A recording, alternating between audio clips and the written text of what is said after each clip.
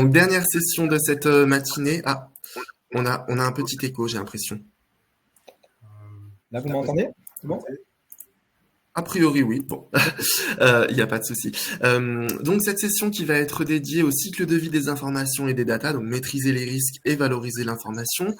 J'ai le plaisir de vous recevoir tous les deux. Je vais vous laisser vous présenter, bien entendu.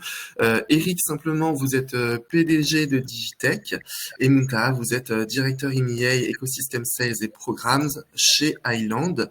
Et peut-être qu'effectivement, on peut commencer avec vous, Eric, sur une petite présentation d'entreprise. Voilà, vous avez la main pour passer les slides si vous le souhaitez. Parfait, merci. Très bien, voilà. Alors bien, bonjour à toutes et à tous. Donc, écoutez, je suis PDG de la société Digitech et aujourd'hui, on va parler essentiellement d'un produit qui est ArcadeJet, donc de la gestion documentaire. Et on verra comment évoluent les JED telles qu'elles étaient il y a 10, 15 ans, 20 ans et puis actuellement autour de l'IA. Digitech, c'est une PME, donc 85 personnes qui travaillent essentiellement pour les organismes publics, donc de la collectivité au ministère, aux métropoles et tous les organismes parapublics. Et elle a aussi, elle a une vocation internationale où elle travaille sur la mise en œuvre en fait, du recensement de la population et de l'état civil dans les pays en voie de développement. Voilà, donc un écosystème éditeur-intégrateur que ce soit sur le territoire national et également à l'international. Ce qui nous intéresse donc au niveau de Digitech, donc on fait et on réalise des solutions métiers, donc on est acteur du document depuis 30 ans avec de la conservation de l'information avec des cycles de vie très métiers sur la partie gauche, et puis derrière donc Digitech avec des outils qui gravitent autour de sa GED, participe, on verra ce qui est la notion de participation au niveau de la GED, à la gouvernance de la donnée et à la mise en œuvre sur la structuration de l'information. Voilà, donc une GED autour des écosystèmes dans les systèmes d'information, avec également autour de la GED, donc sur la gamme Arcade, des outils de BI, de MDM, permettant de transformer l'information pour accompagner entre l'application métier et le cycle de vie final vers des solutions d'archivage. Donc la GED joue ici le rôle de structuration de l'information pour l'envoi dans le pré-archivage. Tout ça, bien entendu, maintenant est boosté par des IA et on verra les différentes IA qui sont utilisées dans la GED, puisqu'il y a les IA génératives avec des chatbots conversationnels, mais il y a des IA bien plus anciennes, c'est-à-dire que ça avait été évoqué, et qui sont tout aussi efficaces pour certaines pratiques, et également avec des coûts économiques faibles. Voilà, là-dessus. Donc, bon, je passe, voilà, c'est une structuration de l'information, mais au niveau de la GED et toutes les possibilités que offre ArcadeJet, à savoir que dans nos écosystèmes, donc nos clients, on est de la petite GED avec 50, 60 000 documents, et nos plus grosses GED sont plutôt dans le secteur bancaire où on gère le back-end des portails clients bancaires, avec à peu près le plus gros de nos clients, c'est 600 millions de documents. Voilà, un petit peu pour la présentation. Avant de rentrer dans le vif du sujet, je laisse la parole. Merci. Merci Eric. Et Moon, je sais qu'effectivement, côté Highland, vous aussi, vous répondez à un large panel de besoins. Est-ce que vous pouvez nous parler un peu plus de la société, des solutions que vous proposez? Oui, très rapidement. Donc, Highland, c'est une société qui existe depuis quelques années déjà, avec plus de 15 000 clients et 4 000 collaborateurs dans le monde, qui se spécialise dans la gestion électronique de documents. Et la particularité du groupe Highland, c'est ce choix d'avoir un modèle totalement open source, d'accord, avec des solutions à grande échelle pour gérer l'information. Donc, j'essaie de faire court, c'est en gros ça, donc la gestion électronique des documents, mais avec un modèle open source. Voilà. Court et efficace, merci beaucoup. On va pouvoir commencer dans ce cas effectivement cette table ronde à proprement parler. Déjà pour poser un petit peu les bases de cette discussion, très brièvement pour commencer, quels sont selon vous les différents piliers justement de la gouvernance de l'information? Peut-être Eric pour commencer. Oui, tout à fait. Ce qui est intéressant, c'est de refaire un peu l'histoire, puisque la notion de gouvernance et de l'information est très vaste, et ça a été évoqué dans les différentes conférences avant.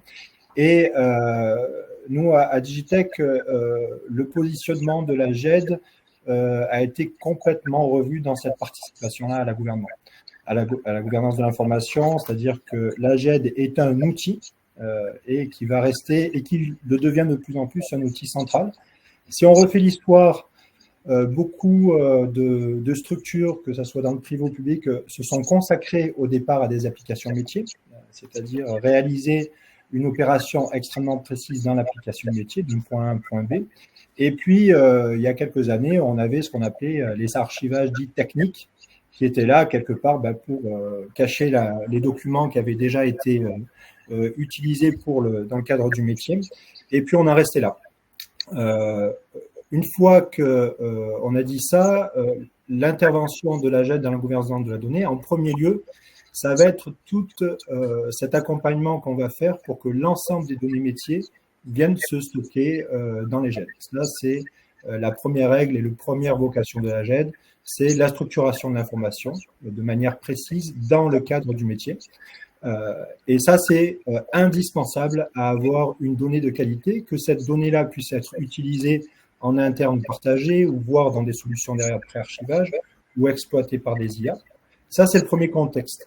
Un second niveau également, dans la participation de la gouvernance de la donnée, les GED vont être aussi un formidable acteur dans tout ce qui va être document orphelin. C'est-à-dire que dans toutes les structures, il y a des applications métiers, mais il y a énormément de documents qui viennent graviter autour de ces métiers-là. Et la GED va pouvoir aussi conserver ces informations. Donc, une fois qu'on a une GED avec des informations structurées par métier, on va avoir bien entendu le contexte du document dans son métier.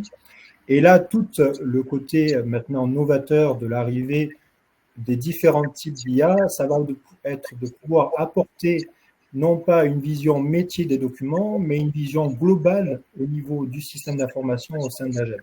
C'est-à-dire qu'un document, il avait une certaine vie de métier et on va pouvoir, avec des outils type d'IA, de data mining, de text mining, etc., valoriser le document métier au sein d'un contexte global.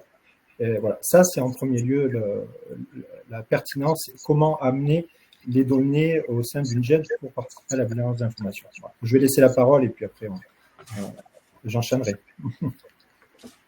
Merci Eric. Pour ma part, ce que je vais rajouter là-dessus, c'est que gouverner l'information, c'est pas très différent en fait de gouverner au sens politique général. Nous sommes au mois de juin. Entre gouverner, c'est choisir, orienter ou prévoir le futur, etc. Ou même chez moi, dans le cadre familial. Finalement, on peut résumer la gouvernance en 3 grands piliers, expliquer comment après la GED s'applique à tout ça. Évidemment, pour gouverner, il faut comprendre. D'accord ? Il faut avoir une vue 360 des données, sinon on n'avance pas. Voilà, en politique, c'est pire. Et donc, on l'a vu dans les slides durant les interventions précédentes, le problème, c'est que le cloud, les applications, l'AI, N sociétés, finalement, on pense désiloter, mais on s'est retrouvé avec des datas absolument partout. Et ce qui fait mal aujourd'hui et qui fait qu'on parle encore de gouvernance en 2024, c'est qu'on ne comprend pas en fait. La réalité, c'est les cordonniers les moins bien chaussés. D'ailleurs, vous demandez à des intégrateurs ou des SI quelle est votre stratégie pour gérer les données dans votre entreprise. Il n'y en a aucun qui sait faire. D'accord ? Parce qu'en fait, il y a cette réalité du dépassement de cette capacité à comprendre, à avoir une vision 360 de la donnée. Donc, comprendre. Ensuite, le deuxième point, évidemment, c'est orchestrer, on va dire ça comme ça, organiser et valoriser la donnée. Là, on est plus ou moins bien outillé à l'ère de l'automatisation, on sait connecter les process, c'est assez mature. Et le dernier pilier de la gouvernance de l'information, c'est autour de la protection. Donc, que ce soit la sécurité, la conformité, la qualité, en tout cas, c'est la responsabilité de l'autorité au sein de l'entreprise. Donc, si je fais un chemin inverse, protéger, donc la responsabilité de l'autorité, organiser et enfin comprendre. Et c'est sur cette partie compréhension que les solutions de GED, notamment nous, du côté d'Island, ce qu'on propose, c'est d'avoir des solutions avec des modèles standards, open, qui permettent à la fois de gérer tout type de contenu et d'avoir aujourd'hui des recherches, on va en parler plus tard, augmentées par l'AI, etc., parce qu'il faut de la traçabilité, en fait. Et c'est ça le cœur du sujet et l'apport fondamental de la GED à la gouvernance de l'information. je repasse la main peut-être pour le prochain topic. Oui, merci Manta. Et effectivement, il y a un point qui est très important et qui n'a pas été, on va dire, on n'a pas mis assez l'accent dessus. C'est que la GED va jouer le rôle donc dans la sécurité, mais la confidentialité des données. C'est-à-dire que quand vous mettez une multitude d'informations émanant de chaque métier, vous avez différents niveaux de confidentialité. Alors, quand vous mettez des données publiques dans une GED, nous, on travaille beaucoup avec les collectivités, par exemple, les actes administratifs, une fois qu'ils ont été votés, ils sont publics. Donc là, il n'y a pas de problématique de confidentialité, si ce n'est des annexes qui doivent être confidentielles. Et en fait, une fois qu'on a fait une donnée propre, structurée, sécurisée et confidentialisée, c'est là où on va pouvoir commencer à s'amuser avec des chatbots conversationnels. C'est-à-dire que la GED va jouer un rôle très important dans le filtrage au niveau de l'IA, c'est-à-dire que quand on va utiliser un prompt conversationnel d'une IA, c'est la GED qui va remonter, on va dire de manière technique, les ID des documents éligibles à la réponse de l'IA. Et ça, c'est primordial parce qu'on peut mettre des IA dans tous les systèmes d'information.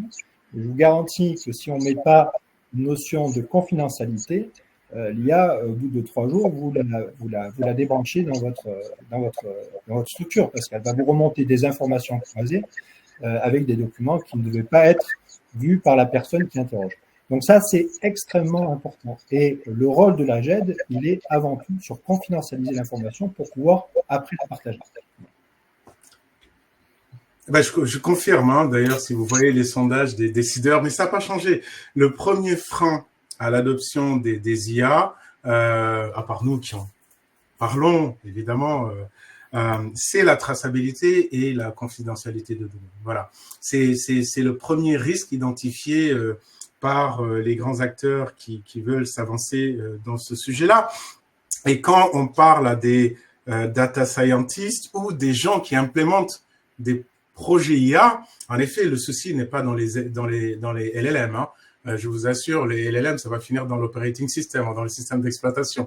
Vous avez vu les annonces d'Apple, de Microsoft Copilot. Le sujet n'est plus tant les LLM, mais c'est, en intervenant, on en parlait tout à l'heure, comment je connecte mes données métiers à ces sujets-là, parce que quand c'est générique, ça sert absolument à rien. Et pour connecter des données métiers, bah, c'est ouvrir la porte de la maison, quoi.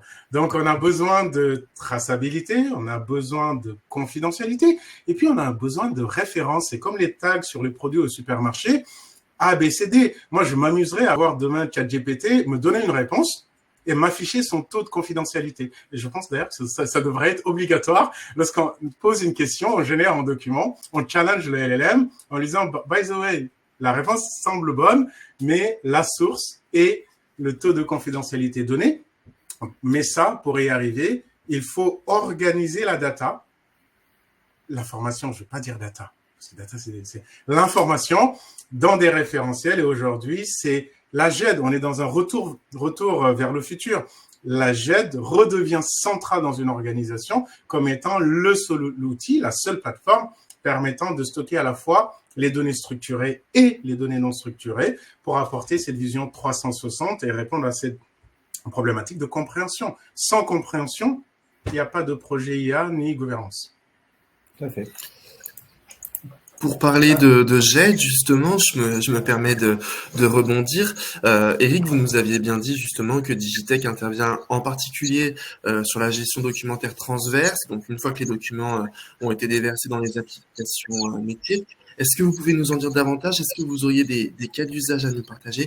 Et ensuite, il y a des questions qui sont arrivées pour vous dans le public, donc j'en profiterai pour vous les poser. Très bien. Oui, alors en fait, toute la difficulté de la mise en œuvre d'une GED transverse, c'est la participation de l'ensemble des écosystèmes de la structure, puisque la première vocation de chaque, on va dire, direction, ça va être avant tout de gérer son métier. Et l'intérêt de la GED, dans un premier temps, devient secondaire. C'est comme une application courrier, on met des applications courrier en place. Tout le monde en a besoin, mais bon, au final, le courrier n'arrive pas, on s'en inquiète. Mais autrement, quand il arrive, on ne se soucie pas de l'application. Donc, quand on va mettre une GED transverse, alors effectivement, il y a plusieurs étapes. La première étape, selon nous, ça va être déjà de l'alimenter de manière globale sur des données ouvertes, c'est-à-dire qui sont accessibles à tout le monde. C'est-à-dire, en premier lieu, apporter une première valeur ajoutée à cette GED-là pour pouvoir faciliter, rechercher de documents par de la recherche full text ou autre.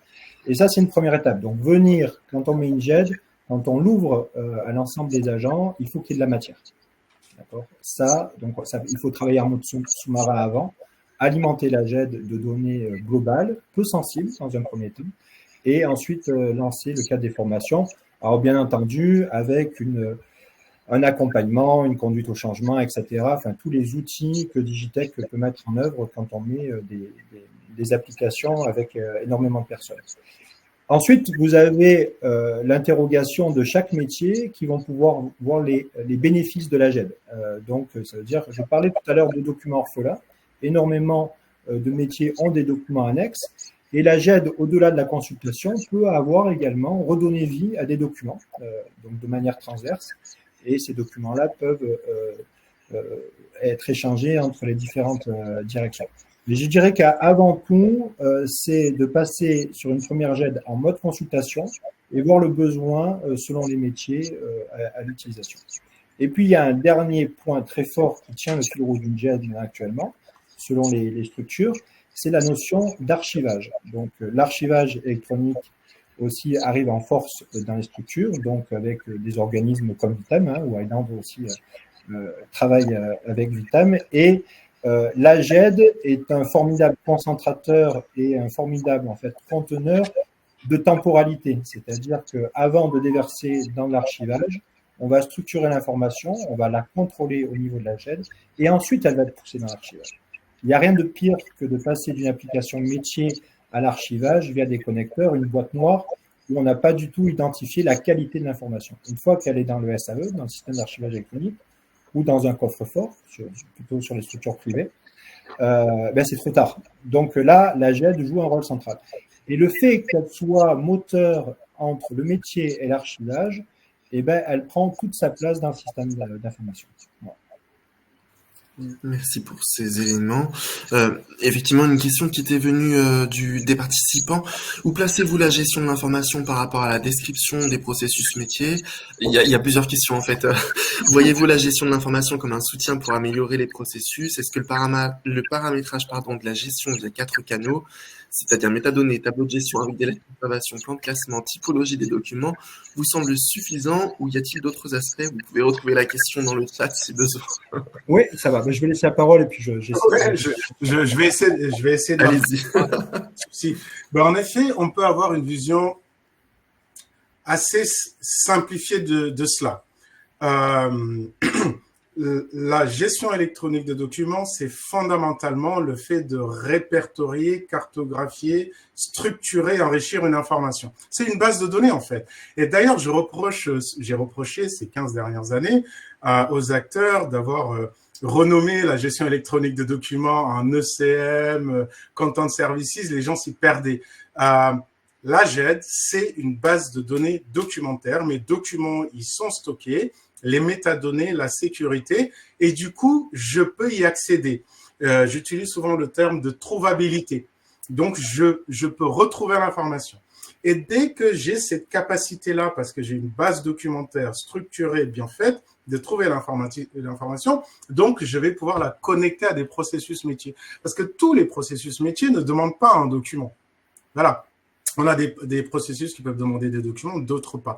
Donc, pour répondre clairement à la question, on va dire qu'on a un système qui est devenu holocratique. Ce terme, il est hyper important. Il y a 10-15 ans, on pouvait mettre des règles bétonnées pour la GED, les process dans les entreprises. C'est fini. Il y a un transfert de pouvoir qui se fait dans une partie du processus qui démarre souvent sur le poste de travail avec des gens qui utilisent du Dropbox, du Box, du OneDrive et qui vont utiliser des échanges d'emails pour démarrer un process qui n'est plus dans le logiciel de gestion de processus dans l'entreprise du tout. Et on a beau en parler, c'est là. Ensuite, on a le processus structuré qui est accompagné à la GED et je ne sais plus qui en parlait, toute la partie publication. On ne sait plus en termes de process, comment l'information est utilisée pour des IA, pour de la diffusion à l'extérieur de l'entreprise sur nos mobiles, etc., etc. Donc, vraiment décorréler les choses en quatre. On a la production de l'information, on a la base documentaire, les processus, et on va dire l'échange des données. Et il faut gouverner ces quatre, mais pas sous une approche de choisir à la place des autres, mais une approche holocratique en nous disant quelles sont les règles que je vais mettre en place pour protéger mon entreprise. Comme moi, j'essaie de protéger l'Instagram de ma fille. J'ai arrêté le contrôle, c'est fini. J'essaie juste de me dire comment utiliser ça pertinemment. Donc, tout ce qui est table, documents, règles de conservation, tout ça, c'est dans la GED. Trouvabilité pour les processus et le workplace pour produire et échanger de l'information. Voilà. Effectivement, alors deux remarques, oui, souvent on retrouve, nous, dans les retours d'expérience, on a effectivement, et je vous rejoins, c'est qu'en premier lieu, avant même les applications métiers, il y a toute une organisation sur la notion de collaboration, donc le mail, via Office 365, des échanges, etc. La donnée, une fois le brouillon est terminé, va finir dans l'application métier. Et la GED, elle, va récupérer le document qui doit être conservé. Ça, c'est une première chose. Par rapport à la question aussi, sur les 4 canaux, donc effectivement, on a longtemps parlé pendant des années de notion de plan de classement. Dans la révision de la GED, la grosse erreur qu'on commettait à l'époque, c'était de sortir des plans de classement monstrueux qui tenaient à peu près 6 mois. Et puis après, selon le changement, l'organisation, on parlait de politique tout à l'heure, donc on refaisait, on défait les directions, les pôles, etc. Et on se retrouvait très rapidement avec des plans de classement obsolètes. Maintenant, la vision de la GED, elle est différente. C'est-à-dire que chaque document, alors je vous rejoins aussi, un document, c'est juste aussi, ça peut être un process ou c'est juste des index, mais chaque document a ses propres informations et ses propres données. Et en fait, la GED actuelle d'aujourd'hui permet, elle, d'assembler et de proposer, en fait, on va dire, des plans de classement virtuels en fonction des données combinées des différents documents uniques. Et ça, c'est primordial, c'est-à-dire qu'il n'y a plus de lien plan de classement pur et dur, mais le plan de classement se génère à la volée en fonction des contextes. Exemple très précis, c'est-à-dire que vous avez un dossier RH, il est visible par la direction RH et à l'intérieur, je vais avoir le dossier RH de la personne avec tout un ensemble de documents et une présentation sous notion de plan de classement virtuel. Imaginons que j'ai des arrêtés de nomination à l'intérieur de ce plan RH. L'autre personne qui va gérer les arrêtés de nomination, elle va avoir des vues inversées, c'est-à-dire qu'elle, ce qui l'intéresse, c'est de voir tous ces arrêtés et à la rigueur l'association des arrêtés à la personne RH. Donc, en fonction du métier, la présentation dans la GED doit être différente. Elle va amener en premier lieu son métier et en second lieu l'adhérence qu'elle peut avoir avec d'autres informations dans la GED. Voilà. Moon, je me permets de rebondir quand même sur l'aspect sécurité. Bon, forcément, vous prenez un exemple qui m'amuse, mais qui laisse quand même entrevoir une certaine fatalité sur le côté sécurité et confidentialité, alors qu'on l'a vu tout au long de cette matinée, c'est des enjeux majeurs de la gouvernance de l'information. Comment vos deux sociétés peuvent répondre justement à cet enjeu de conformité, de sécurité? Quelles sont un peu les fonctionnalités ou les initiatives que vous avez pu prendre sur ce sujet? Alors, c'est vrai que c'est un vaste sujet, la sécurité. Pareil, on en parle beaucoup et entre on a vu les gros breaches qui sont arrivés, les ransomware, les pertes de données, etc. Et chaque fois qu'on avance, chaque fois ils évoluent, etc., etc. Il y a la question, c'est parlant de la sécurité, comment se protéger? C'est fini le château fort avec les grands murs, etc., etc. Parce que, encore une fois de plus, l'information est holocratique. On peut plus imposer à nos utilisateurs d'utiliser du SharePoint. Demain, ils vont utiliser du Canva, du Google Drive. C'est essayer de colmater plusieurs brèches en même temps. Personne n'y arrive. Donc, en fait, on insiste sur... J'ai parlé de la conformité après. Au niveau de la sécurité, ce qu'on essaie de mettre en place, c'est déjà comprendre la donnée la donnée sensible. Et la donnée sensible, on ne peut la comprendre que quand il y a un référentiel. Voilà. La GED peut ne pas stocker l'information définitive, mais aussi peut permettre d'avoir un effet miroir sur des données aussi qui sont dans des applications. Donc, visualiser les documents et utiliser peut-être l'IA ou des politiques internes pour détecter quelle est l'information sensible et ensuite appliquer des outils de sécurité. Nous, chez Highland, on a choisi des modèles purement open source parce qu'on s'est dit qu'on ne peut plus développer nous-mêmes. En tant qu'entreprise, on va se baser sur un écosystème mondial de savoir-faire, etc., pour nous aider à être toujours en avance sur les politiques de sécurité. Ensuite, la conformité, vous savez, c'est les cases à cocher au niveau légal. On en fait le minimum possible. Je peux parler de la GDPR, etc., ou de l'EI Act.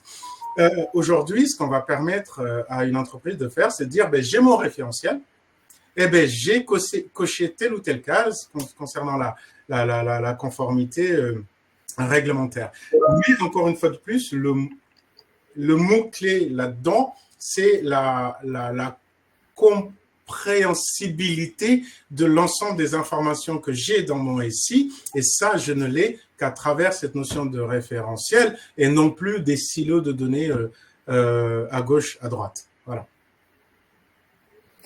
Sur la partie confidentialité, l'analyse du processus métier va être très importante dès le départ. Voilà, c'est-à-dire à un moment avant de déverser des données sensibles dans la GED. Donc là, on va avoir tout un process avec les métiers qui va définir les règles. Donc ça, quand on met en place des flux documentaires au sein d'une GED, la notion de confidentialité est extrêmement importante. Et voilà, je vous rejoins. Donc, une fois qu'on a ce référentiel, après, il y a différentes techniques pour confidentialiser ou améliorer ou sécuriser, garantir la confidentialité. Là, sur ArcadeGED, aussi, ce qu'on propose, c'est la publication par notion de classeur. C'est-à-dire, vous avez votre référentiel commun et puis vous venez piocher dans votre référentiel avec vos droits qui vous appartiennent, toute une série de documents, une trentaine, quarantaine de documents, et vous la mettez à disposition directement par des API sur des portails. Voilà. Et ce portail-là, en fait, via une authentification, lui, il est entièrement cloisonné et uniquement sur le document qui est accessible via des API sur la GED. Mais on augmente quelque part aussi la confidentialité de la consultation des documents par un portail annexe à la GED. C'est-à-dire que la difficulté dans le référentiel et la sécurité, c'est que quand vous avez une multitude de types de documents, je prends les marchés publics, on travaille beaucoup avec... quand on met les marchés publics, dans le marché public, vous avez les choses très standards en amont, l'ouverture des plis, mais vous avez l'exécution financière, l'exécution administrative, enfin, tous ces process-là. Et à l'intérieur même du marché public, vous avez des personnes qui ont le droit de voir ou pas des documents. Donc, imaginons qu'on veut mettre à disposition le marché ensuite à la société qui a eu la chance de le remporter. On va lui pousser uniquement les documents où on est sûr qu'ils seront uniquement visibles dans ce cadre-là. Voilà. Donc, on peut resécuriser la confidentialité là-dessus. Voilà. Et après, moi, je discutais avec des clients où on est en train de positionner des GED. Eux, leur rêve absolu, c'est qu'effectivement, la GED soit le référentiel et puis distribuer l'information à une IA ou un chatbot conversationnel global à la structure. Voilà. Alors, on n'y est pas encore parce que il faut que toutes les applications métiers soit participent, d'où l'intérêt de la GED aussi, de se positionner de manière centrale là-dessus.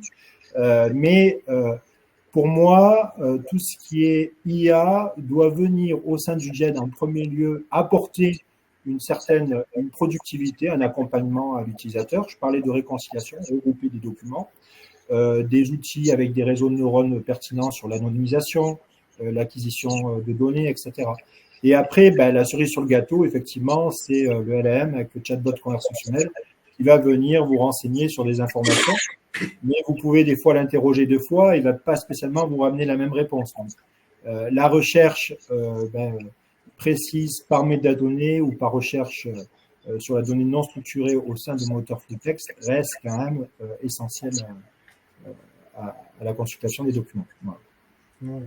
Et je rajouterais même, et pour abonder dans ton sens, Eric, c'est que l'AI, d'une manière particulière à redorer le blason de la GED, c'est-à-dire les 5 fonctions les plus coûteuses et les plus, on va dire, has-been de la GED, qui étaient mettre des métadonnées, mettre des règles de classement, mettre des dossiers.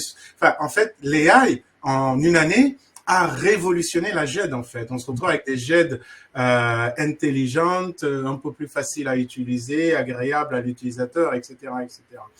Et oui, sur le second aspect, pour garantir une confidentialité sur des documents, il y a un seul outil dans l'entreprise, ça s'appelle une GED, en fait.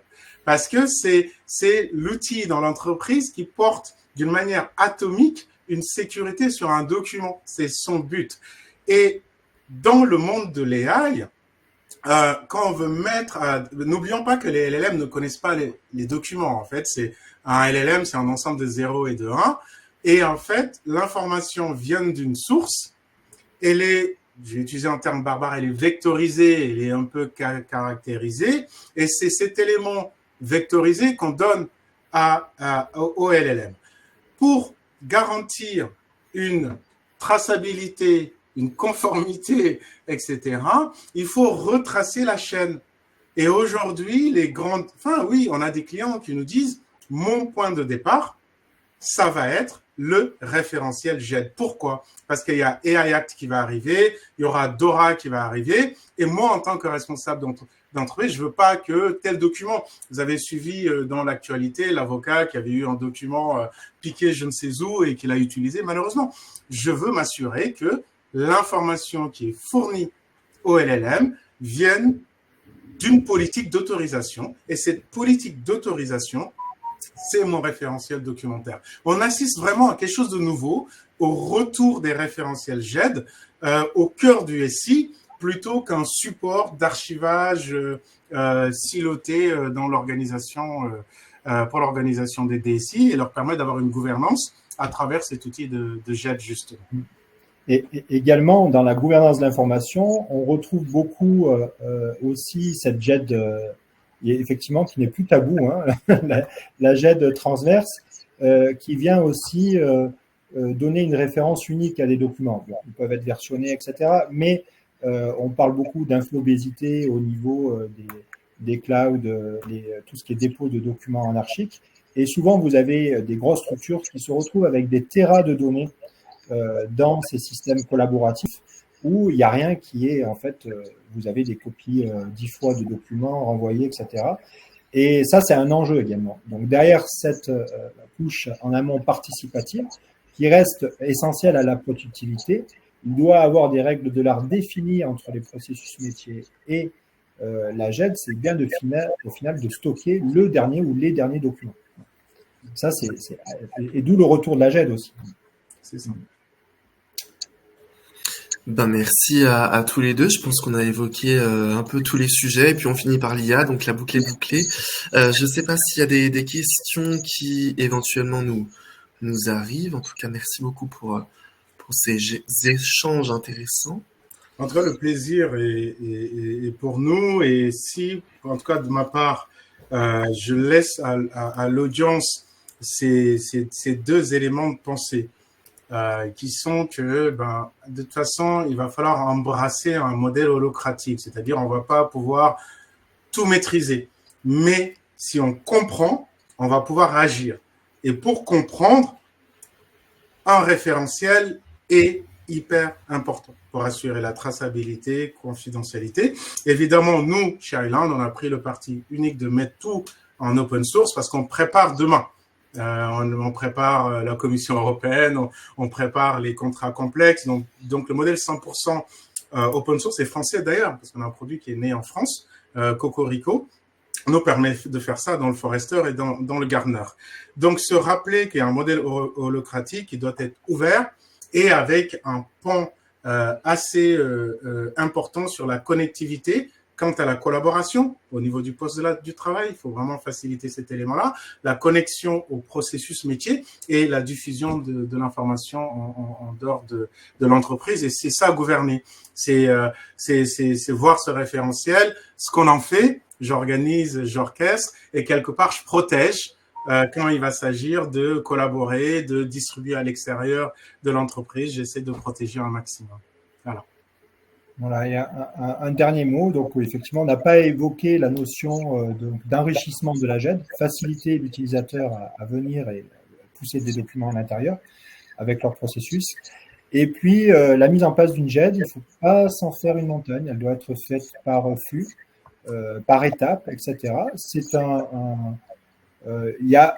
Il n'y a pas vraiment de fin dans une GED, puisqu'il y aura toujours des processus, des données à stocker. Les utilisateurs vont réinventer également la GED pour l'utiliser, eux, dans leur contexte métier. Voilà, donc il faut se lancer, il faut définir un plan de mise en œuvre au début par métier. Comme je l'ai dit tout à l'heure, faciliter les métiers transverses qui vont apporter une valeur ajoutée immédiate à l'ensemble d'une structure. Et puis voilà, et puis Digitech est là après pour accompagner ses clients dans la mise en place de ArcadeJet. Voilà, en vous remerciant. Merci à tous les deux. Bon, a priori, pas de commentaires, pas de questions en tout cas, mais des commentaires très appréciables dont je vous laisse prendre connaissance et qui font toujours plaisir. Merci à tous les deux pour votre partage d'expertise, vos conseils. Merci également aux personnes qui nous ont suivis toute la matinée ou ne serait-ce que sur l'une des sessions. Un petit rappel rapide sur les séquences de cet après-midi. À 14h, vous retrouverez une séquence dédiée à la conformité au RGPD. Ensuite, à 14h45, accompagnement au changement. 15h15, sobriété numérique, comment diminuer ses volumes d'informations et de data, comment traiter ses braques numériques et ainsi se situer dans la politique et réflexion d'organisation. Et enfin, à 16h, la keynote de clôture, gouvernance des données, passage obligé pour l'usage de l'IA. L'IA qui, comme je le disais, a été largement évoquée ce matin. Encore une fois, vous nous l'avez prouvé. Merci Eric, merci beaucoup Moon, et je vous souhaite une très très bonne journée et un bon appétit. Merci messieurs, c'est un plaisir. Au revoir.